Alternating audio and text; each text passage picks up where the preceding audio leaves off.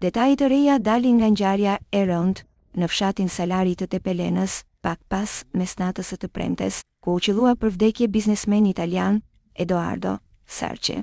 Sipas burimeve, viktima kishte përgjas së bashku me 3 persona të tjerë, përfshirë ortakun e tij, Eqrem Braçe, dhe djalin e këtij të fundit, Gazmend Braçe.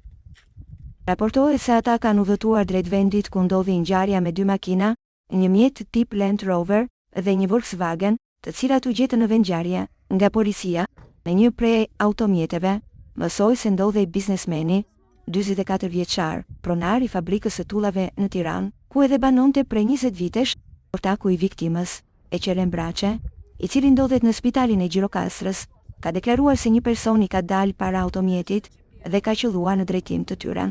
Ai shpreu se ka tentuar t'i japë ndihmën e parë viktimës, duke nxjerrë trupin nga automjeti dhe më pas ka njoftuar policinë.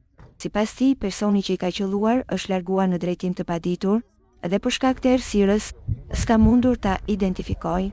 Kjo dyshohet se është arsyeja sepse trupi i pajeti 44 vjeçarit italian ndodhej jashtë makinës. Gazmend Braçe, djali i ortakut të viktimës, është pallur në kërkim pasi ka qenë i pranishëm në vendngjarje, por është larguar. Ai kërkohet nga policia për t'u marrë në pyetje lidhur me rrethanat e ngjarjes. Përveç Eqrem Braçes, është edhe një person tjetër i shoqëruar nga policia, identiteti i të cilit s'dihet ende, si edhe raporti që ka pasur me 2 ortakët. Ndërkohë mbetet mister autori dhe rrethanat e ngjarjes së rëndë.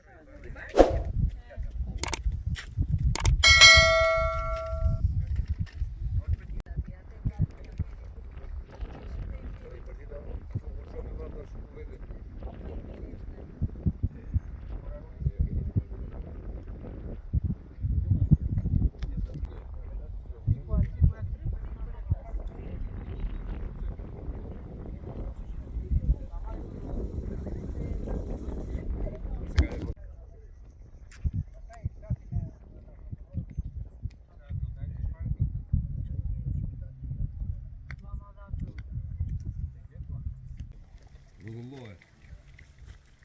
10 minuta. Atë planin këtu si jam edhe.